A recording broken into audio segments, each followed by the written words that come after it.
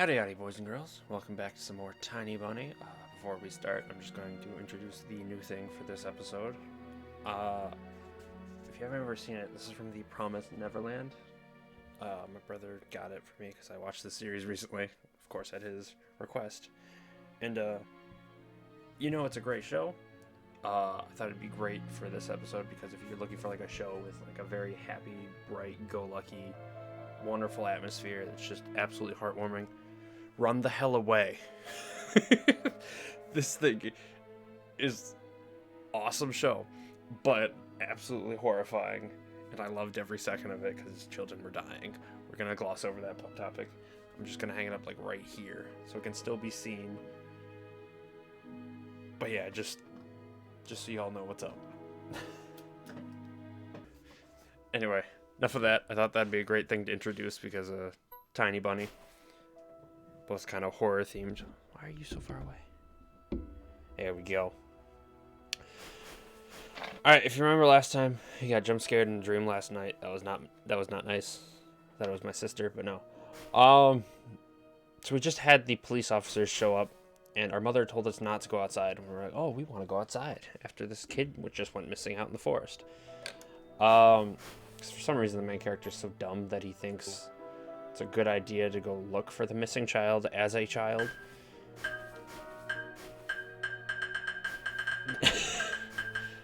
That's kind of weird. I'd assume our mother's in the kitchen, and we weren't allowed to go outside. So let's see what's over here. Dark, stuffy closet. Mom says it smells like mice, but how would she know their smell? She hates when I stick my nose in there. She's afraid I'll cut myself on the freshly sharpened axe. And Olya can't even be lured close to it. She thinks Baba is living here. I tried to help her fight her fears once. I opened the door and turned on the dim lamp so she would see there was nothing but cobwebs, Dad's tools, and scratched walls. She still didn't believe me. And I liked to hide in the closet and listen to Olya count outside. 1, 2, 3. Better hide from me. Sounds like its own kind of like horror story right there. And then drag her feet on the creaking floorboards, hoping that she wouldn't need to look for me in the cramped monster's den. Okay. That sounds like a horrible idea, but okay. Oh, right. Anton, get your hands off the phone. Alright, Mom, let's see what you're doing. She is kind of pretty, I will admit, when she's not absolutely angry at me. The decrepit and stain-covered calendar was once my favorite form of entertainment in Grandma's house. I remember waking up and running to the kitchen so I could tear off yesterday's leaf first thing in the morning, as if the coming day would get lost in the taiga forest without my help. It's an interesting name. One day closer to New Year's, one day closer to Grandma's funeral. I haven't touched this calendar for years now. Since the time they started writing dark and spooky death chants that only made me gloomy instead of funny proverbs and superstitions, to be exact. I grabbed a dusty calendar leaf with caution, and it tore off effortlessly. Sadly, the spooky descriptions from my childhood were still there. 7 horses carry the log. If 7 can't carry, bring the 8th from a fairy. They will take it away and never come back. This is the fate the log cannot escape. What the hell does that mean?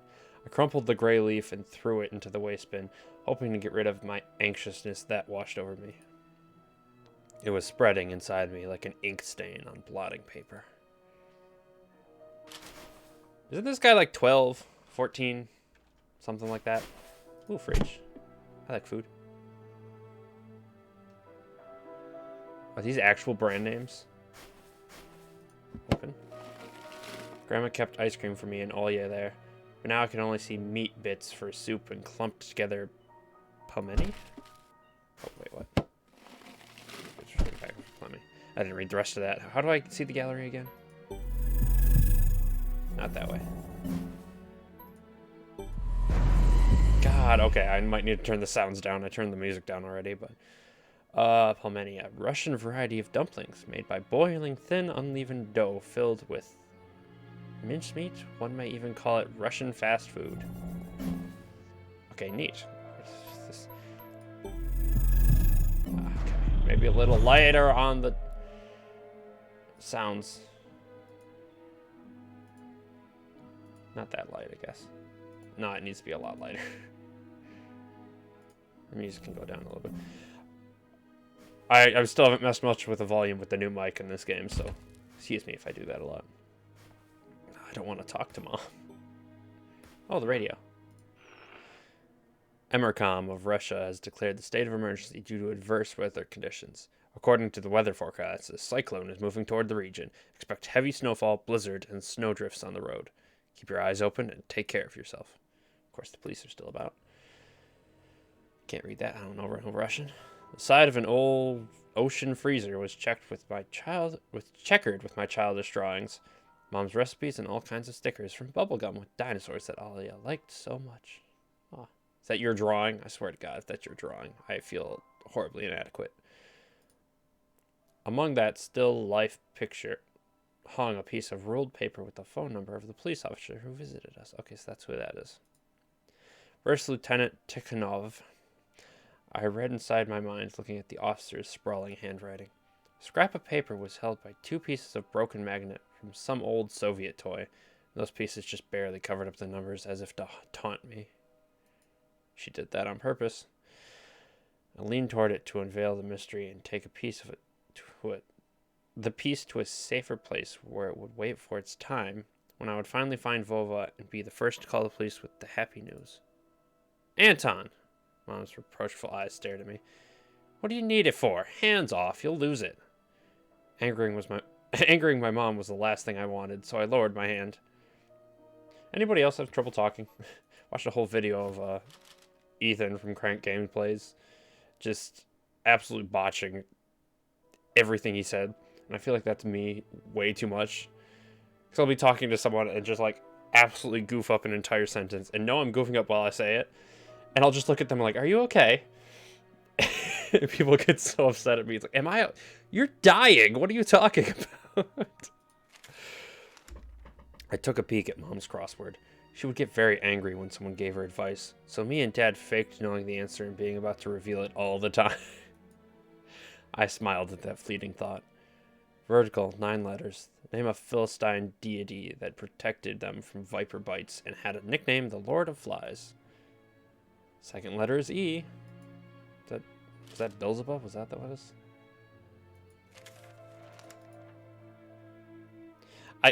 Again, not exactly great at names and stuff, so what does she have to say? It was difficult to lie to Mom, of course, but there was no other way for me to run away from home. Mom, something's wrong with the TV. Picture is dim and there are stripes all over the screen. Mom's face became visibly distorted. Ah, you're killing me here. So have you had enough of shooting these stupid ducks now? What? Oh, Duck Hunt? Like the old one? Told you the kind scope will go dim because of your console. What? Where will we find a TV technician in this hole, huh? Maybe it's just the settings. Please, go see for yourself. Strange. I worked fine in the morning. Maybe the snowfall caused it. Mom rubbed her hands clean on her apron and went to Alya's room. I don't get a choice. I have to leave? I thought this game was all about choices. Did I miss anything? Ah, there's no fox in the window anymore. Oh well. Bye. She totally heard that. I opened the front gate and went into the field. Carefully, so Mom wouldn't see me from the window. When I crossed half the distance toward the forest, the snow piles became high as my knees. Oh, the birds are actually flying.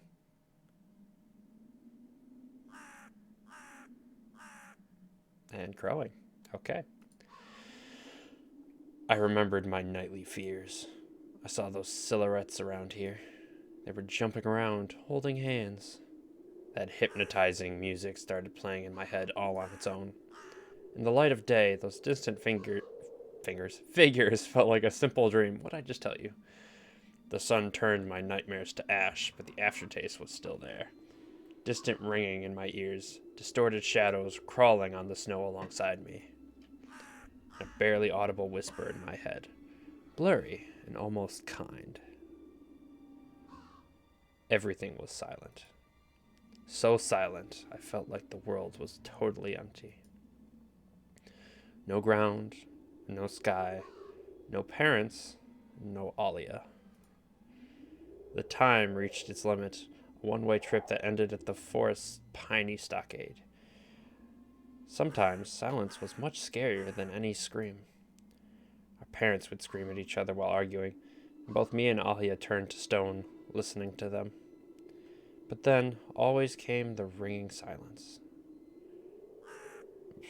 Assuming that's supposed to be our apartment became numb a couple of days before we departed. It was hard to remember the last time Mom and Dad joked around, laughing, or spent time together, almost like all of it was in a previous life. When they kissed with Alia present, she always frowned and snorted in a funny way. But one day it all changed. Something important had left our home, and something scary filled the remaining void. It was as if the fire broke up, and our parents were hurriedly packing our belongings, trying to save themselves and us. I'm assuming it's a fire broke out, not up. Hold on. From who, though? From the people with dead cold eyes who sometimes visited us in our previous home? The eyes that only saw balls of worms on the black ground and everything. Ew. And somewhere far away, a siren was going off, trying to warn us of the coming menace. ... Okay, Anton. I shuddered, chasing away my delusions and looking around. His eyes are huge. They're only me, this white field, and the wind that was whipping up icy dust and belts of powdered snow. I squinted from the sun and turned my eyes to the sunless forest. It looked especially dark in contrast with the blinding whiteness. Knobby tree roots slithered under the snow like fat snakes. Rotten leaves and coniferous needles froze into the ice. Dry, prickly branches intertwined, bringing up uncomfortable thoughts about fences. Why is there a glove on that tree? Is that going to be clue? Were they protecting the forest? Or were they keeping something from breaking out? Some object was hanging from one of the pointy branches. I tried to get closer, drowning in snow, and when I almost got to the edge of the forest, I saw a knitted mitten. It looked like a wounded bird among the hungering semi-dark. Should I take it to the police? Their senior officer looked gloomy, but he still reminded me of Captain Casanova from my favorite TV show called The Streets of Broken Lights. Let's see what that means. A Russian mystery TV series. Isn't that what he was talking about earlier? I guess not. Telling a story of the daily life of Russian police officers. It's the longest running series in the history of Russian TV at the moment. Neat. He was also always anxious, with a tired look in his eyes, but still brave and strong. Would this mitten help them find the lost boy? Vova! I heard a distant shout. Looked like it came from the river. Vova! As if the trees were calling out to someone. Vova resounded closer to me. Someone was standing there behind the trees. Hiding. Vova! I knew someone was looking for the lost boy, but still, if it jump scares me right now, I swear to God. Something was unsettling about that figure. Am I supposed to be seeing something? Its stillness, how it was bent unnaturally towards the ground. Its blackness. Well, that's racist. I'm kidding. There's no one there, just branches and roots. It's all just my imagination. A nearby bird flapped its wings loudly. Yeah, I heard that. That was a figure. Okay. A shadow split from the tree and disappeared from my sight. I looked away for just a moment. When I turned my gaze back to the same place, it was gone. So it was my imagination after all. That doesn't look like what you believe. Silence reigned for a painfully long time.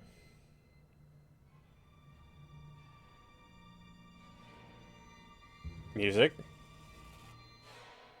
The Don't you start slasher on me. My muscles were tightly sprung. My heart was beating somewhere in my throat. Was this tree off to the left that he was hiding behind? Or right. I don't know what it would be for you guys. Any noise, any little movement, any small whisper from the thicket, and I'd sprint. But nothing of the sort happened. See this tree, now on the actual left. I looked at the mitten once more. Dude. I'm gonna take it. I decided to take the lonely mitten from the branch. Oh, there's two. Vova.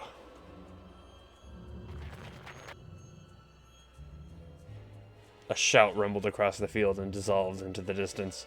No echo, no hope for a reply. There he is. Is it two or is one just teleporting? Jesus. I stepped toward the bristly trees and tried to claim my find. It didn't budge. I pulled harder. The branch cracked and the mitten tore off, landing in my hand with a squishy sound. All too heavy. Wet. I squeezed it without thinking, and something dark spilled from it, forming a tiny string between the mitten and the snow. Steam rose from the snow pile. Yes. I froze in place, studying my palms in disgust. Red. Sound of cracking branches invaded the silence. Did I die here? I didn't have to think twice before running away. Oh, there's going to be a jump scare. Someone was chasing me from the darkness, breaking pine branches, closing the distance with giant leaps. Snow was slowing me down. Crazy thoughts flew through my mind. I'll get caught. They'll get me. I'll get dragged into the thicket. I'll be gone forever.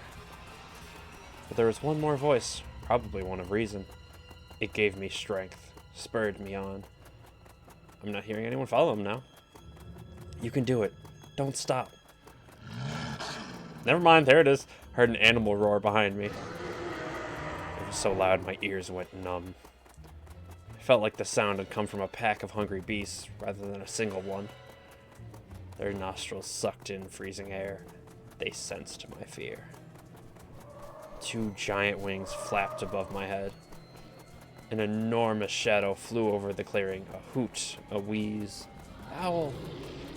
The roars were coming from all directions now. From the dried-up raspberry bush, from twisted pines, from under the windfall. Hurry, run, don't look back. Felt like I was inside a nightmare. The snowy clearings became vicious like quicksand. I was stuck in place. Pulled my leg from the mushy trap just to be caught in a new one, even deeper than before. I continued to drown, sinking deeper and deeper with every desperate push. Was snow ever this sticky? I screamed in horror after realizing this wasn't snow. Someone, or something in the snow pile, was clutching my pants. I gathered all my strength and rushed forward. Pressure on my leg was gone, my boot slipped out of the hole, and my soles were on a hard surface again. I reached a clear path with one jump, and from there, ran to my house. Its gloomy facade didn't look threatening now. That house was my line of defense from the shadows that flapped their wings and the creatures that were hidden under the snow. I tripped over the doorstep and smashed into the door. In all my hurry, I still managed to notice the claw marks, as if a dog was striking the wood with its paws, demanding to be let in so it would escape the cold. I hadn't noticed these marks when I was leaving. The heartbeat in my ears was much louder than my surroundings. I couldn't hear whether someone was following me or not. What if they were already in our front yard and Mom had locked the door? Drowning in fear, I pulled on the doorknob and it obediently gave way. I rolled into the hallway and shut the door behind me. Porch planks creaked as my pursuers ascended the stairs. My fingers slipped off the lock and I couldn't click it into place. I gritted my teeth. I heard that growl. Don't think I didn't hear that. I gritted my teeth and pulled hard on the iron knob, whipping it between the boards. stared blankly at the door. Someone was standing on the other side of the pitiful, flimsy barrier that was probably less useful than blankets. It feels like that as a kid. Wheezing breath reached into the house and crashed at me in waves. Yeah, the growl is still there. And whatever that was before the growl. It smelled of pine and sweat. Mom peeked out of the kitchen and chastised me with the same frigid voice she always used when talking to Dad. What exactly didn't you understand when I told you to never slam the door? I didn't mean to. I snuck a glance at the door. The smell was gone, and the breath was too. If there was someone in the first place, of course. Here, mere 5 meters away from Mom, my fear was slowly weakening, melting like snow in spring, and with it the last bit of strength I had left in my body, too. My legs gave way. I propped myself up against the wall so I wouldn't fall over. Mom's expression had changed immediately. The cold mass of strictness and detachment was gone. Mom looked the same as before all those quarrels. She finally saw my condition, my wet pants plastered with snow. Where have you been? What did I tell you, huh? I told you to stay home. Am I nothing to you, too? Oh, that too hurts a lot more than the rest of this. I got afraid she would cry. I reached out to her like when I was little and wanted her to cuddle me. But Mom regained her composure fast and put on her usual face. Her eyes shined like steel. Her voice rang out. Your dad can't find his cigarettes.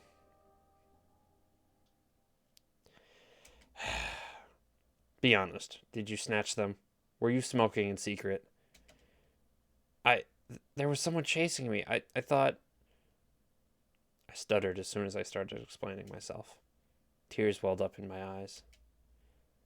Mom leaned toward me and sniffed my clothes like a beast, searching for the smell of tobacco. Then she squinted her eyes in suspicion and looked into the front yard.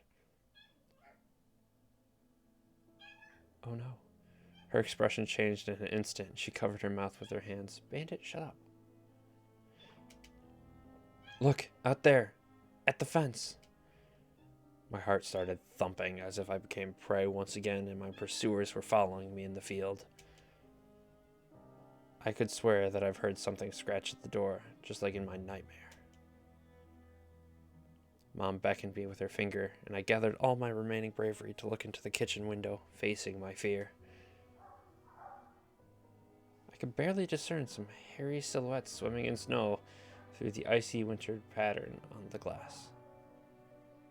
Are they just dogs? Like not even wolves? Dogs.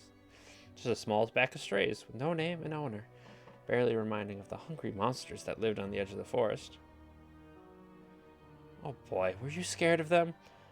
I think they'd rather be scared of you, Anton. They were chasing me, like a bunny. Aw.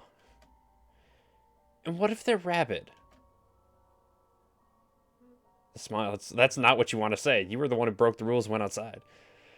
The smile had slowly disappeared from Mother's face. Now she looked at the dogs as if it was her first time seeing them. What if they attack Alya? Did you let her go outside? Mom? I wish your dad could just shoot them all. Mom, look, they're alive. Huh? What? Are they your friend or foe after all? Make up your mind. You're not a little kid anymore.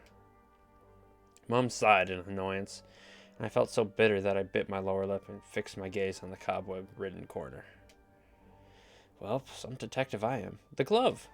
In reality, I wasn't risking my life among monsters, but rather my pants among a pack of stupid strays. And what for? What use do I have for this? Mitten. Of course! A dark and sticky mitten that belonged to the lost boy made a squishy sound in my hand. Seems like I was clutching it the whole time. It's my trump card as a detective. I hurried to present this clue to my mom. Mom, look, this is Volva's mitten. You don't know that for sure. That boy the police were asking about in the morning. It's drenched in blood. I found it hanging on a tree. I can show where. Let's call the police right away, like the officer had told us to. Mom, look. Ew. Shadow of doubt slowly crept into my mom's contorted face, as if she was trying to remember something distant, like someone tries to remember their dream, but the images slip away. Stop at this moment. Olia will go insane if she hears you. She really has trouble sleeping and whines all the time. And you joke around like this? At that moment, I realized the mitten was actually wet from snow. There was no blood whatsoever. I wanted to sink through the floor from embarrassment. Come here, my boy, cried Wolf. What is that? What is that noise? Oh, it's pills. Oh, don't just stand there. Come take your pills. A golden-colored pill, reminiscent of a dead wasp, fell into my palm. I already took one during breakfast. Don't talk over me. I told you to stay home, and you... Dad would have given you a good whipping for that. About to say, I would have gotten a lot more than this for that. Come on, take it, or you won't be able to sleep at night, and you have school tomorrow. So I had to swallow the bitter medication, drinking it down with similarly awful water that gave off a taste of chlorine. Maybe it wasn't Vova's mitten. Maybe it wasn't a mitten at all. Just like the forest monsters. Or Olia's owl. Am I going mad? What's happening to me? Either the pill had an immediate effect, or my overexerted brain didn't let fear inside anymore. Serenity washed over me, bringing yawny indifference along with it. What the heck? Anton, you done? See, you can do it when you try. Take off your coat. Are you asleep? No, Mom. I was just thinking. What about, I wonder? It's just something silly. Mom scrutinized me with suspicious eyes, as if she wasn't sure she was looking at her own son, and not some doppelganger that came from the forest. Is everything all right? You had the exact same expression when the policeman asked you about the window.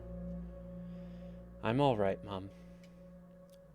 She heaved a deep sigh. Fine. It seemed like the house had changed. The sofa's fabric had become discolored. Fingerprints appeared on the bathroom tiles. The light bulbs also felt different, dimmer and yellower. Even the saliva inside my mouth had a different taste. A way to make me self-conscious about that. A melody from Aladdin could be heard from the upper floor. Olia was done rewatching her favorite Little Mermaid episodes and switched to other tapes. I slowly changed into my home clothes, stopped before the sink, and studied my reflection in the mirror, like I was trying to solve one of those spot the difference puzzles. Then I went upstairs. You are quite dapperly dressed for your at-home clothes, my man.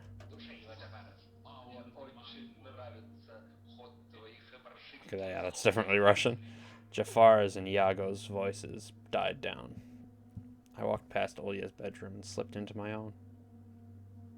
Ooh. Oh god, there's a lot to look at. Monsters, ghosts, UFOs. The Encyclopedia of Paranormal Phenomenon from Rossman Publishing. I've learned about the Loch Ness Monster, Medusa Gorgon, and Bigfoot from there. Olia was always scared of the book. She could barely handle sifting through the monster and alien sections with me, but the middle part where they start to talk about ghosts really freaked her out. I even remember hunting ghosts after I'd read that book. I measured the distance between items on my table every evening and checked if they moved due to some supernatural force come the morning. They didn't. But to be honest, what was I expecting? To meet Casper the ghost? Where else? Up here. My Triceratops figurine. I know about all sorts of dinosaurs. Velociraptors. Afrovenators. Oh god. Hypsilophodons? What the hell kind of man?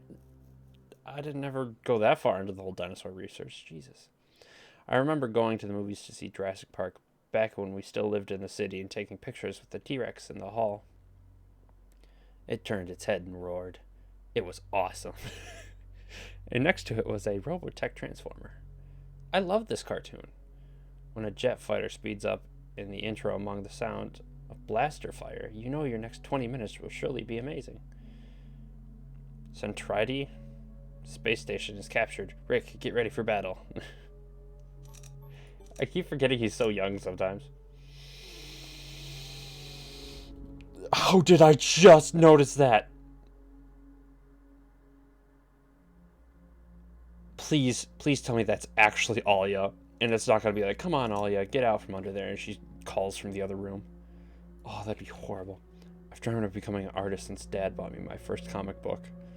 Fly magazine was the coolest. I especially liked the big space-related edition with alien monsters and that funny episode about a gendarma.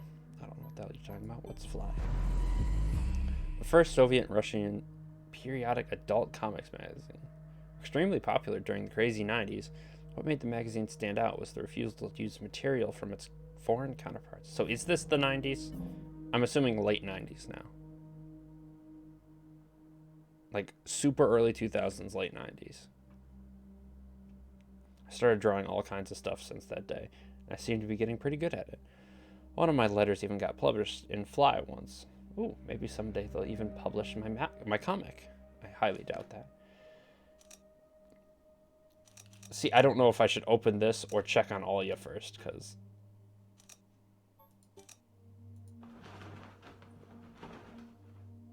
That means you opened it. Why don't you see her? The forest didn't look so grim during the day.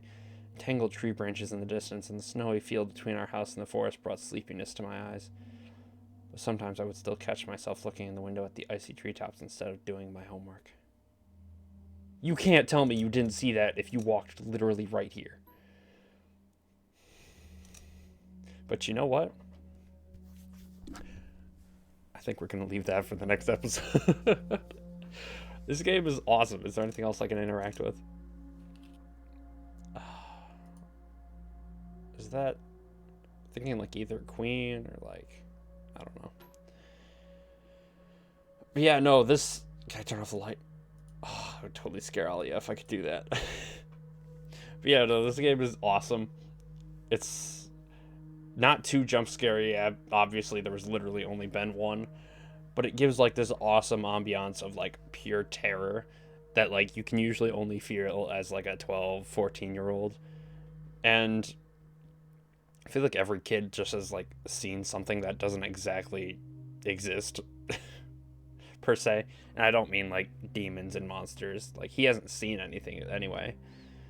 Because that was a dream. Don't forget that whole dream sequence was the silhouettes jumping around in the forest. So he didn't technically see that. So he hasn't seen anything wrong yet. He just kind of assumed based off the feeling of the glove it was blood. And he didn't look back to see the dogs, but he said he saw figures moving in the forest. So he hasn't seen anything supernatural. It's just the child's mind really tends to twist things when you are scared, obviously. And this guy obviously has a very touchy background.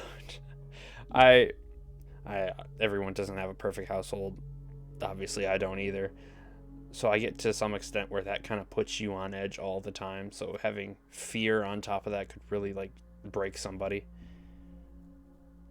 But no, this game is great. It's like a psychological horror. I haven't had to make any choices yet, really. Unless sending my mom away was another choice before I went out the front door. And taking the glove. I guess that was a choice. I wonder what happens if I just left the glove. Like, would my mom not think I'm as insane or something? I'm kind of concerned. Why didn't she make a comment about the mitten? Like, even if it wasn't covered in blood. Your son went out into the forest and found a mitten when some Vova kid just went missing. You'd still call the police over that. Like, then the police would know to send a search party through this area. Like, this is where his glove was. Because in these situations where children go missing, especially in the middle of winter in the forest, it's a race against the clock. You have to find that kid as fast as possible. Anyway, I'm loving this game so far. As you can tell, I'm already ranting about it. Alia, you're one freaky little girl, let me tell you that. But thank you all so much for watching. Don't forget to subscribe, hit the bell icon to see when new episodes come out. Hit the like button if you like this series. I'm going to keep making more of it anyway, but just so I know how much people like it so I can play more horror games on the show. And don't forget to leave a comment. I will respond to every comment. I have been up to this point, and I will try my best to keep that going as long as possible. But thank you again so much for watching. This has been the Ninja, and I will see you all in the next video I record. All right?